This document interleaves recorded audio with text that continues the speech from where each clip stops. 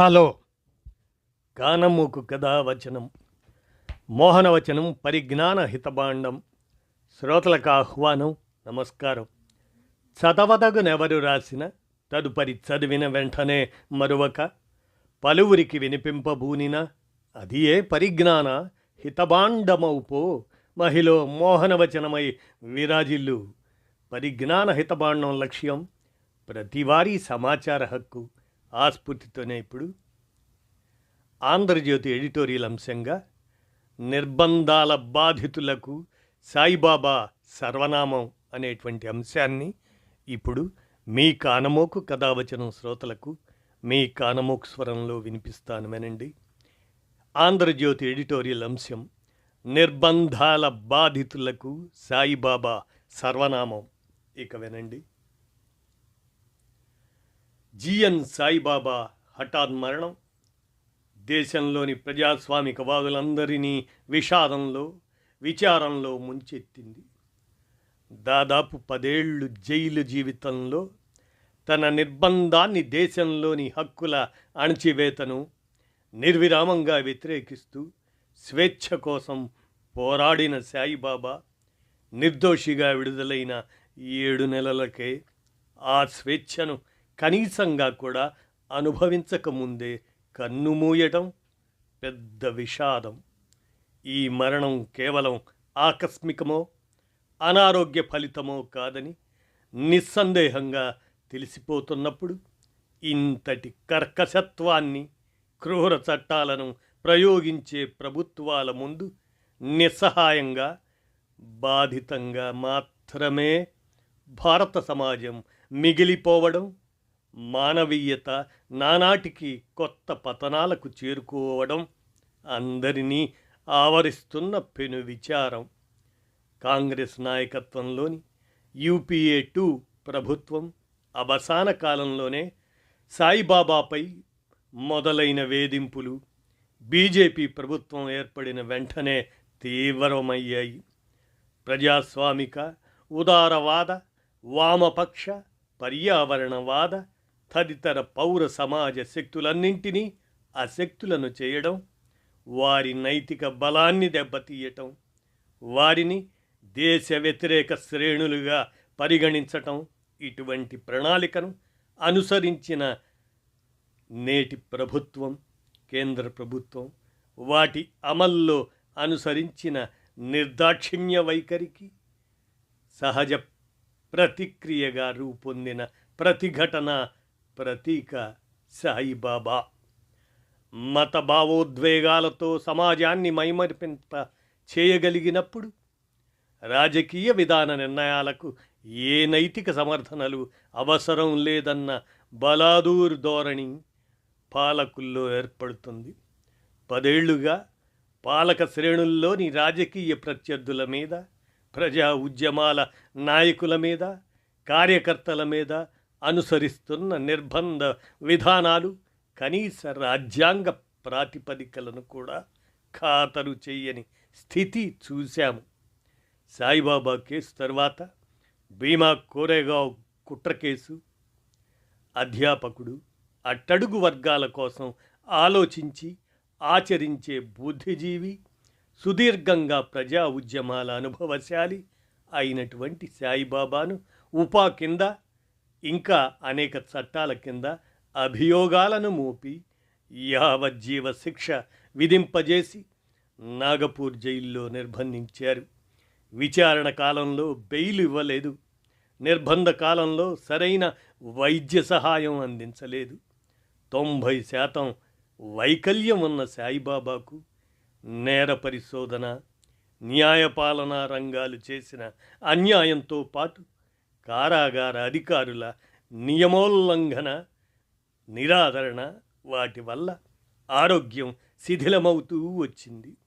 ఆయన సహచరి వసంత నిరంతరం జైల్లో సాయిబాబా స్థితిగతులను బయటి ప్రపంచానికి నివేదిస్తూ వచ్చారు. చిన్నపాటి కనీస వసతికి కూడా విజ్ఞప్తులు, సంతకాల సేకరణలు కావలసి వచ్చేది. ప్రభుత్వ విధానంలో ముఖ్యమైనది స్పందనారాహిత్యం. కోవిడ్ వచ్చినప్పుడు ఇతర ఆరోగ్య సమస్యల కాలంలోనూ ఆస్పత్రికి తరలించడానికి కూడా అంగీకరించని కాఠిన్యం అధికారులది. అతని నిర్బంధం విషయంలో ప్రభుత్వం పట్టింపుకు అతి దారుణమైన ఉదాహరణ తల్లి మరణించినప్పుడు పెరోల్ అనుమతించకపోవడం, కనీసంగా వీడియో చూపులకు కూడా ఒప్పుకోకపోవడం. బిల్కిస్ బానో కేసులో దోషులను విడుదల చేయటంలో, వారికి పెరోల్లు ఇవ్వడంలో అత్యుత్సాహం చూపిన ప్రభుత్వం సాయిబాబా జైలు దాటకుండా చేయడానికి మాత్రం చరిత్రలో మునుపెన్నడూ వినని ఆతృత చూపింది. 2022లో బొంబాయి హైకోర్టు మొదటిసారి నేరాభియోగం సరైన పద్ధతుల్లో జరగలేదు అన్న కారణాలతో కేసును కొట్టివేసినప్పుడు సాయిబాబాను విడుదల కాకుండా చూడడానికి రాత్రికి రాత్రి సుప్రీంకోర్టులో అత్యవసర పిటిషన్ దాఖలు చేశారు. మరుసటి రోజు పొద్దునే కేసు వినేట్టు చేసుకోవడం, నిర్దోషిత్వ తీర్పు మీద స్టే తెచ్చుకోవటం ఆశ్చర్యకరమైన రీతిలో జరిగిపోయాయి. ఎందుకు ఆయన నిర్బంధం మీద అంతటి పట్టుదల? అప్పటికి సాయిబాబా నిర్బంధాన్ని పొడిగించగలిగారు, కానీ ప్రజల దృష్టికి ప్రభుత్వ కార్పణ్యం ప్రస్ఫుటమైంది.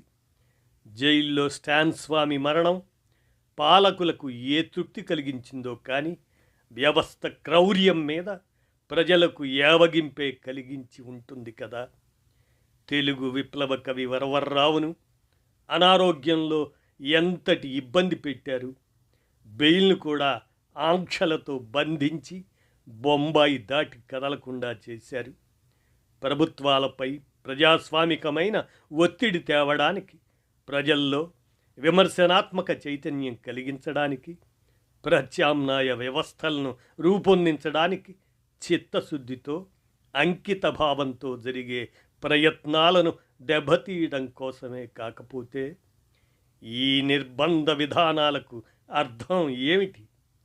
ప్రజలను చైతన్యపరుస్తారన్నది మినహాయిస్తే ఈ ప్రజా కార్యకర్తలు రాజ్యం మీద యుద్ధమో అందుకు కుట్రనో చేస్తున్నారన్నది ఏ రకంగా వాస్తవం? నిర్దోషిగా న్యాయస్థానం అంగీకరించడానికి ముందు 10 ఏళ్ల యాతన కొనసాగింపే సాయిబాబా మరణం. ప్రజాస్వామ్యం 4 స్తంభాలు ఈ అన్యాయంలో భాగస్వాములే. కఠిన చట్టాలు, జాతీయ ఏజెన్సీలు, వినయ విధేయ న్యాయస్థానాలు ఎంతగా నిరంకుశత్వానికి వేదికలైనా ఆ ప్రయత్నాలన్నీ నైతికంగా నిస్సారమైనవి. దీర్ఘకాలం జైళ్లలో మగ్గిన వారి నిర్బంధం వల్ల బంధుమిత్రులు, సమాజము ఎన్ని అష్టకష్టాలు పడినా ప్రజా కార్యకర్తలే నైతికంగా బలశాలురుగా నిలబడతారు అనడానికి సాయిబాబా ఒక ఉదాహరణ.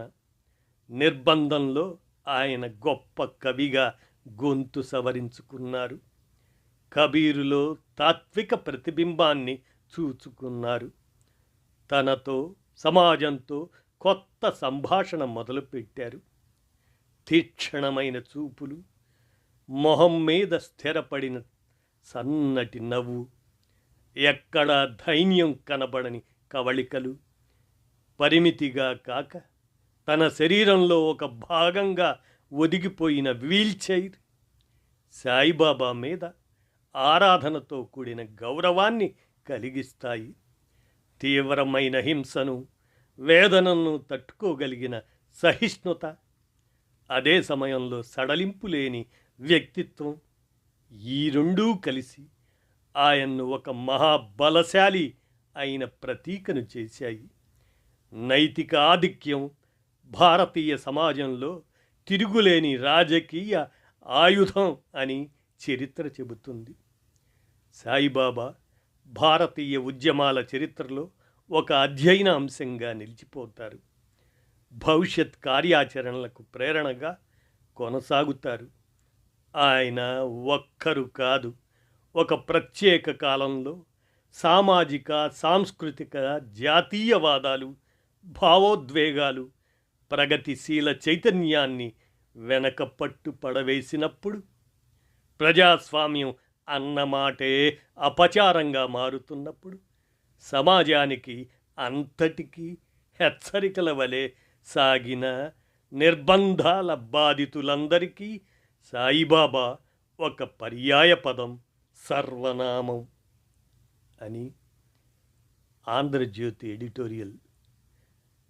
నిర్బంధాల బాధితులకు సాయిబాబా సర్వనామం అనేటువంటి అంశంగా విరచితమైన దాన్ని మీ కానమోకు కథావచనం శ్రోతలకు మీ కానమోకు స్వరంలో వినిపించాను.